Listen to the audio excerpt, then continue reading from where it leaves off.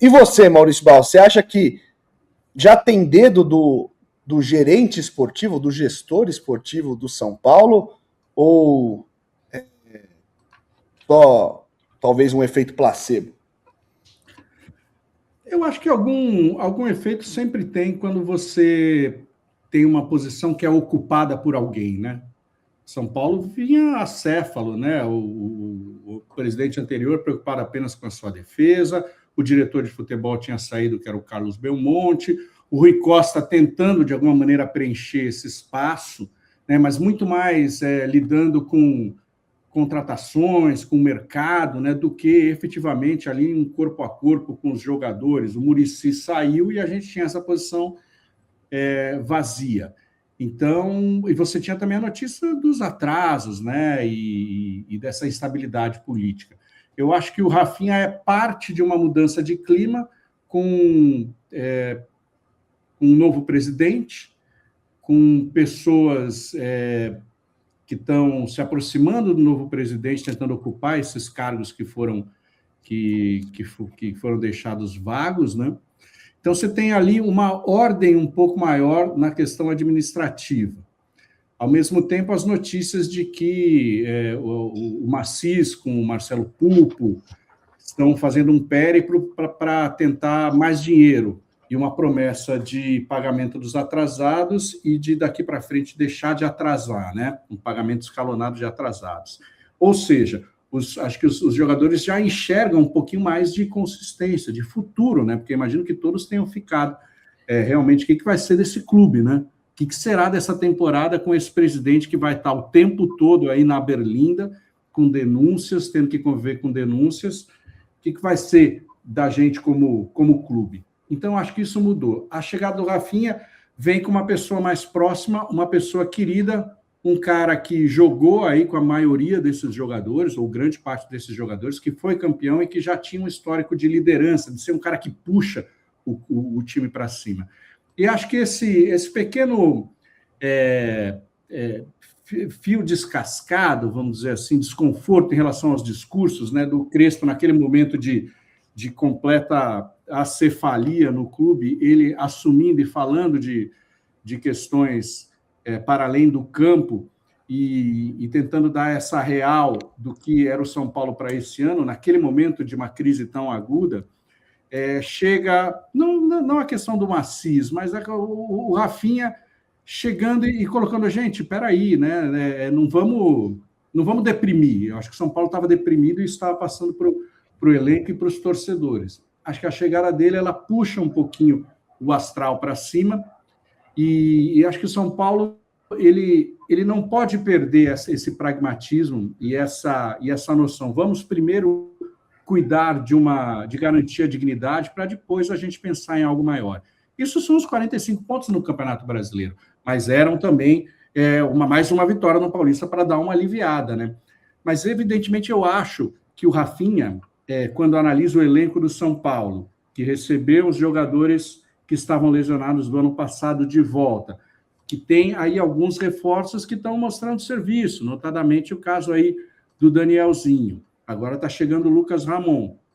E com uma molecadinha da base que é muito boa, tão boa quanto aquela do ano passado, fala, por que não nós pensarmos em algo maior? Né, que não seja apenas a permanência, não ser rebaixado. Eu acho que o discurso de o que a gente não quer ser rebaixado, ele tem que estar ali na mesa, mas no sentido de vamos garantir primeiro a permanência, mas a gente pode fazer um pouco mais. Não estou falando em título, nada, mas estou falando numa temporada um pouquinho mais ambiciosa, de repente resultados melhores do que foram do ano passado. Eu acho que isso faz com que o time não se sinta desvalorizado por um discurso, nós somos uma porcaria, né? Eu acho que o discurso nós temos os nossos limites, mas se a gente tiver comprometimento, se a gente jogar com raça, com garra, a gente pode fazer uma temporada competitiva, talvez igual ou um pouquinho melhor, de repente, numa Copa do Brasil do que foi a temporada passada. Eu acho que é isso. Acho que o Rafinha tem um efeito, não explica tudo, mas a chegada dele eu vejo com muito bons olhos. E assim como como gostei muito dessas duas últimas partidas. Acho que isso não pode esconder nem iludir que o São Paulo seja mais do que ele é, mas eu acho que anima as pessoas a voltarem a torcer, a voltarem aqui a vir ao chat e a voltarem a colocar 50 mil pessoas no Morumbi, né? Saudade do Morumbi. É isso que faz a gente acompanhar o São Paulo. O São Paulino estava com saudade de torcer pelo São Paulo, certo? Não estava conseguindo ir ao Morumbi porque não tinha mais jogo, né? O time é uma porcaria, né? Você não tinha um pouco acho que uma sensação de você não querer também o sucesso de um presidente como o Casares, sabe? Acho que tinha isso, e de uma diretoria como era. Agora não. Eu acho que a gente tem que continuar, não sabemos como é que vai ser essa diretoria do Maciço, mas o São Paulo respira novos ares. E o torcedor está com, sabe, vontade de ver a notícia, sabe? Recuperou essa vontade de esperar o próximo jogo, de assistir a transmissão do 3Z, de ler anotações tricolores. A gente sente isso aqui, a gente lida com o torcedor todo dia. Então, eu acho que sim, foi importante e o Rafinha pode ajudar. Acho que já começou a ajudar, sim. Boa. O Marcos Santos aqui mandou um superchat pra gente. Obrigado, viu, Marcos? Eu entendo que a situação ruim deixa a gente pessimista, mas por que mesmo nas vitórias muita gente não vê méritos do São Paulo e sempre diz que é o adversário que tá mal? Pois é, tem esse efeito aí, né, de copo meio vazio, o Xará. Então, quais foram as virtudes do São Paulo nas últimas partidas? Foi, sem querer puxar a sardinha para o nosso lado, mas foi voltar com o sistema de 3 zagueiros, pelo menos na parte que estava 11 contra 11 das partidas no Morumbi? Alexandre Guiz. Peraí, cortou completamente o áudio. Eu não então ouvi beleza. o que você falou. Tá. Queria perguntar para você, né, em cima disso aqui, quais foram os méritos do São Paulo nas últimas 2 vitórias? Perguntei se entre eles, na sua opinião, tá a volta do sistema com 3 zagueiros, pelo menos nessa volta aí, pelo menos quando o jogo teve 11 contra 11, porque o segundo tempo contra o Santos, ele deu uma mexida. O esquema provavelmente ajudou, sim, mas eu vejo assim, de uma maneira, a postura defensiva do São Paulo me pareceu um pouco mais responsável, não é a palavra, mas conservadora.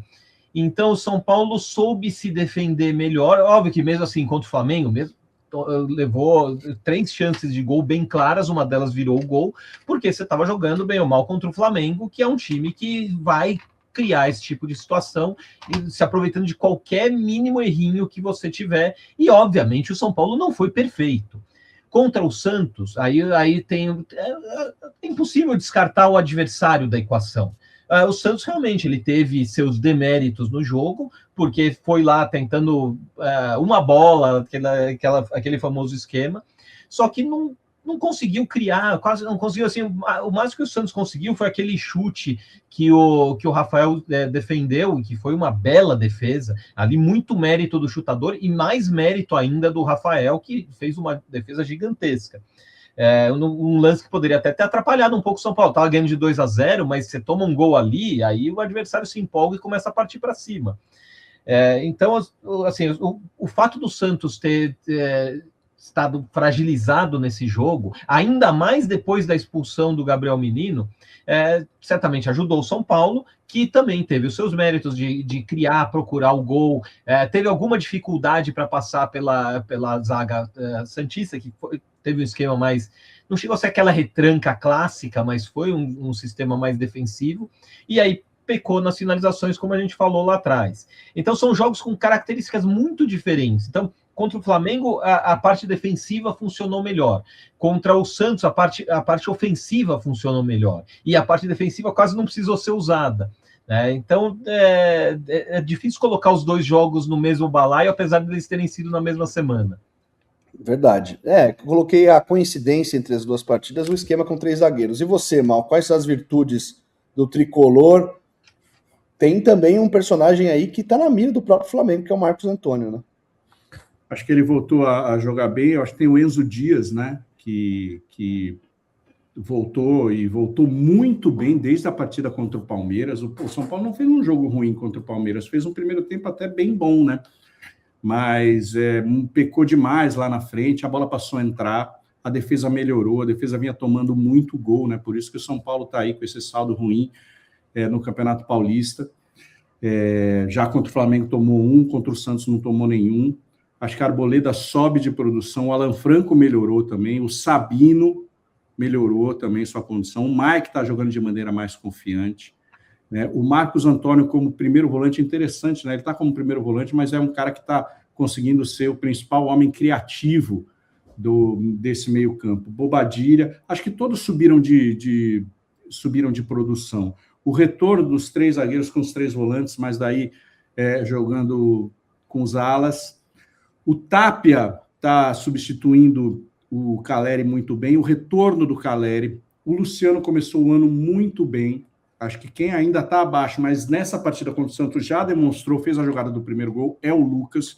Acho que também o Lucas acho que não está tendo muita pressão. Hoje, na condição ele de reserva, talvez seja mais adequada para ele voltar ao seu melhor ritmo, sabe? E entrando durante as partidas. De repente, esse é o melhor jeito de aproveitar o Lucas, né, que não tem já aquela condição de jogar 90 minutos da maneira, fazer suas arrancadas, ser pontual. E ele entrou no segundo tempo, foi importante, fazendo uma jogada individual pelo lado esquerdo, até que a bola sobrou para o Tapia.